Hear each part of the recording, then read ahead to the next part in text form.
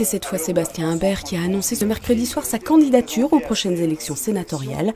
Engagé dans la vie politique locale depuis 2011, le candidat étiqueté Rassemblement National a dévoilé ses grands axes de campagne, un programme tourné vers la ruralité qu'il souhaite appuyer sur un rééquilibrage territorial en 3 points.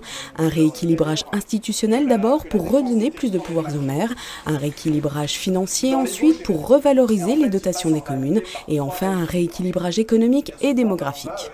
Lorsque vous avez des villes qui sont, comme c'est le cas dans les principales villes de nos départements, qui concentrent l'ensemble des services et l'ensemble de l'économie, vous avez tout autour, à l'échelle des bassins de vie, des territoires qui se désertifient ou qui deviennent des zones dortoirs. Et nous, ce qu'on souhaite, c'est que l'économie puisse se développer dans ces territoires-là. Ça passera par la création de zones franches rurales, ça passera bien sûr par le maintien des services publics, par le désenclavement routier et numérique de tous ces territoires.